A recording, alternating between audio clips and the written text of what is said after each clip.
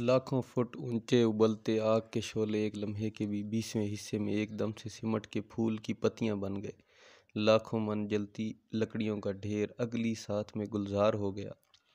फूल खिल गए, खुशबू फैल गई। फूलों के खुशगवार ढेर में हज़रत इब्राहीम अलैहिस्सलाम यूं आसूदगी से झूल रहे थे जैसे वो उनके अपने महबूब से मिलने की घड़ी हो और गिरदा गिर्द फूलों से लदा महकता अरूस महल हो। नमरूद और उसके साथी तमाशबीन हैरान हो गए। ये क्या हुआ, कैसे हुआ? सारा तमाशा उनकी आंखों के सामने हुआ था। इन्हें शक क्या रहता, मगर दिल पे हुकूमत खुदाए वाहिद की है। जब तक खुदा किसी को नवाजने का इरादा ना कर ले, दिल में सच्चाई की पवंदकारी नहीं होती। आंखों देखी हकीकत से भी मैले दिल में शक की चिंगारी रख दी जाती है कि जलते रहो, सुलगते रहो, नापाक रहो। नमरूद और उसके सिपाह में मैले मन के बदबख्त लोग थे। जो आग उन्होंने जलाई थी वो सारी उनके अंदर अंदर भड़कने लगी। ये लोग ये गुमान करने लगे कि ये कोई बहुत बड़ा जादूगर है। बजाय इसके कि उसके खुदा से डरते, वो इससे डरना शुरू हो गए और भाग गए। नमरूद सैयदना इब्राहीम अलैहिस्सलाम के पास आया। कुछ देर खामोशी और शर्मिंदगी से इन्हें देखता रहा।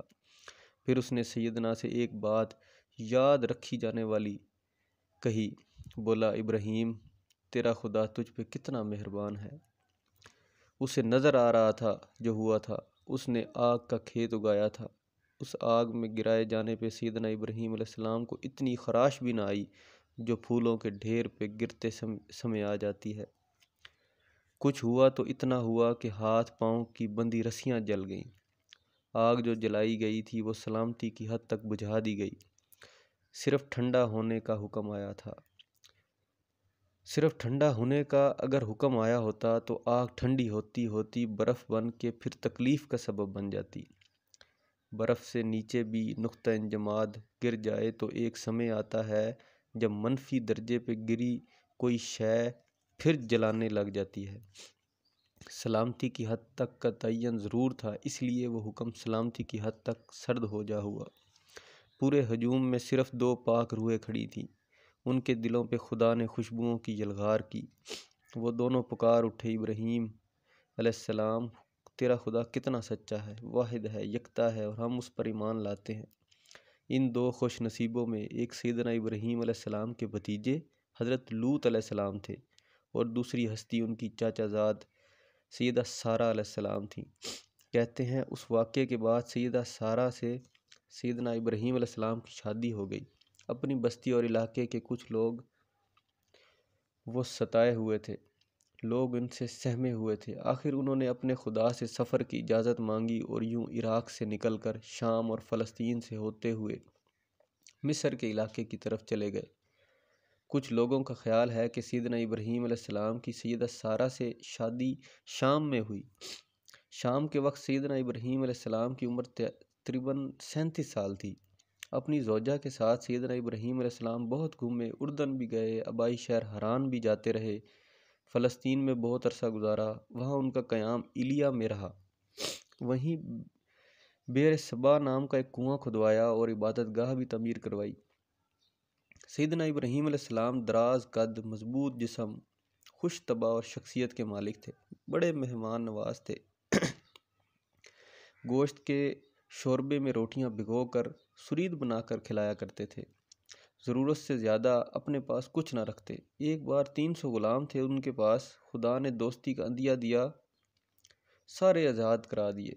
एक रात सुबह तक अल्लाह की याद में जागते रहे। सुबह उनके सर के 2/3 बाल सफ़ेद हो गए। अल्लाह से अर्ज़ की, ये क्या? आवाज़ आई, ये सफ़ेद बाल दुनिया में इज़्ज़त और आखिरत में नूर हैं। नमरूद की बस्ती से निकलकर वो फ़िरौन के इलाके में दाखिल हो गए। इन दिनों का फ़िरौन भी हर दौर के फ़िरौन की तरह बदराह था।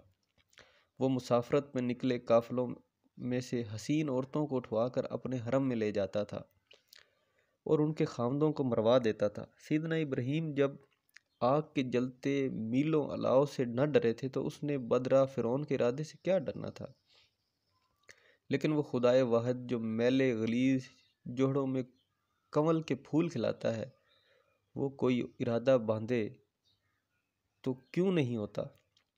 قافلے سے سیدنا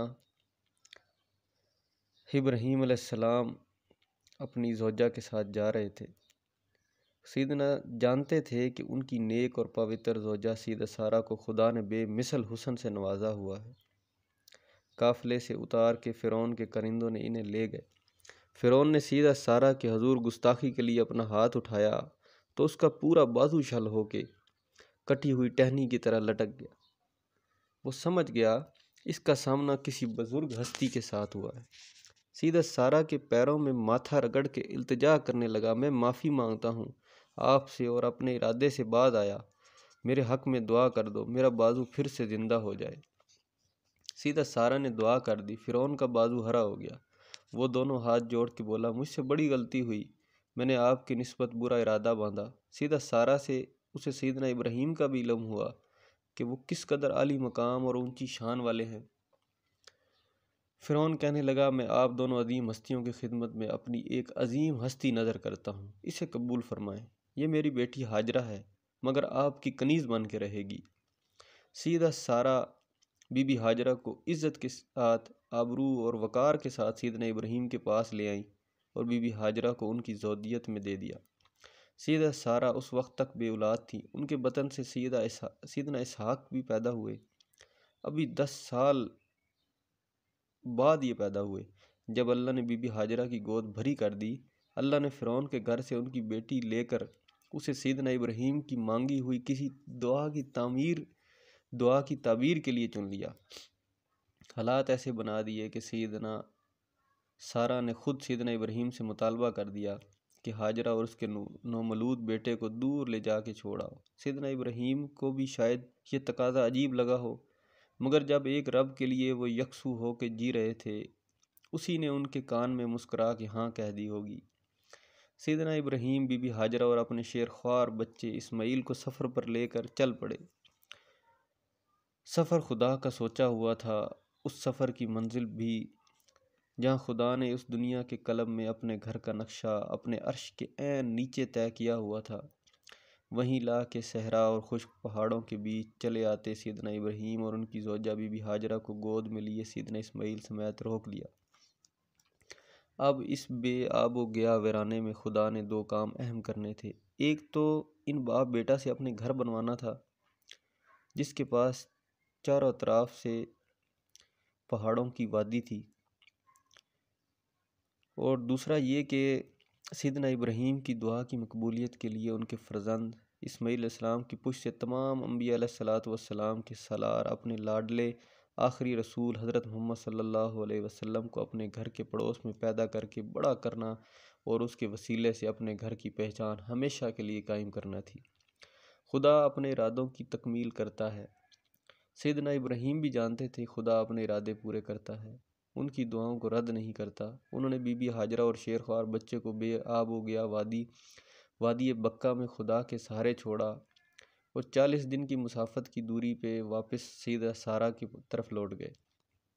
بی بی ہاجرہ اور شیرخوار سیدنا اسماعیل کے لیے چاروں طرف ہیبت سے کھڑے پہاڑوں کے بیچ گرم ریگزار صحرا میں ایک بوند پانی بھی نہ تھا۔ اوپر دھوپ سے بھرا آسمان آگ برسا رہا تھا۔ اپنے بنائے جانے والے گھر کے احاطے میں خدا نے جس مقدس پانی کا چشمہ سوچا ہوا تھا، اسے اب ممتا کی مقدس محبت بھری لگن اور معصوم شیرخوار پیاسی ایڑیوں کے تذبذب سے پیدا ہونا تھا۔ سیدنا ابراہیم اپنی اونٹنی پہ سوار صحرا کے بیچ چلتے چلتے نظروں سے اوجھل ہو گئے۔ سورج سرکتا سرکتا عین سر پہ آ گیا، ساتھ لایا ہوا زادرہ ختم ہو گیا۔ پیاسی ممتا کو اپنے پیاس سے کہیں زیادہ شیرخوار بچے کی پیاس کا خوف تھا۔ وہ سسکتی ہرنی کی طرح گھبرائی ہوئی دوڑتی پھرنے لگیں۔ خدا کا امن دینے والا گھر تو ابھی بننا تھا، مگر اس برگزیدہ گھر کے پڑوس میں کھڑی خدا کی مقدس نشانیاں صفا اور مروہ کی پہاڑیاں اس دن بھی دھوپ میں بڑی باادب کھڑی تھیں۔ بی بی ہاجرہ اپنے بچے کو خدا کے سوچے ہوئے اس کے محترم گھر کے سامنے ریت پر لٹا کے پانی ڈھونڈتی ہوئی قریب کی پہاڑیوں صفا اور مروہ کے درمیان دوڑنے لگیں۔ دوڑتے دوڑتے وہ چاروں طرف پانی تلاش کرتی، ایک نظر لیٹے ہوئے اپنے بیٹے اسماعیل کو دیکھتی۔ کوئی جنگلی جانور ادھر حملہ آور نہ ہو جائے، روتا روتا پیاسا شیر خوار بے دم نہ ہو جائے۔ دونوں پہاڑیوں کی گود میں ایک گہری جگہ پر دوڑتے ہوئے کچھ دیر کے لیے سیدھا ہاجرہ کو ان کے بیٹا جب نظر نہ آتا تو وہ اپنی رفتار بڑھا دیتی، تیز دوڑنے لگتیں تاکہ جلدی سے اگلی پہاڑی پہ چڑھ کے اپنے بیٹے کو دیکھ لیں۔ بس صفا سے مروہ اور مروہ سے صفا کے درمیان 7 بار وہ بھاگیں۔ صفا سے بھاگنا شروع کیا، 7واں چکر مروہ پہ ختم ہوا ہی تھا کہ دیکھا بیٹا لیٹا ہوا شیرخوار بچہ جہاں ریت میں ایڑیاں مار رہا ہے، وہیں سے شفاف ابلے پانی کی فوار اچھل پڑی۔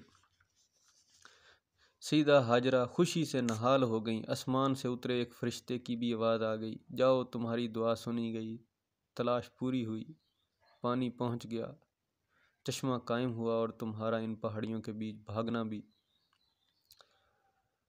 سیدھا ہاجرہ بجلی کی طرح دوڑتی اپنے بچے کی طرف آئیں۔ ایڑیوں سے نکلتا پانی ایسے تیزی سے پھیلا جا رہا تھا جیسے فرشتے اس پر مار رہے ہوں۔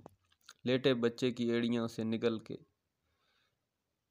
پھیلتے پانی کو دیکھ کے پانی سے بولیں، ٹھہر ٹھہر، زم زم۔ نکلتا ہوا میٹھے خوشگوار پانی کا چشمہ قیامت تک کے لیے وہیں ٹھہر گیا۔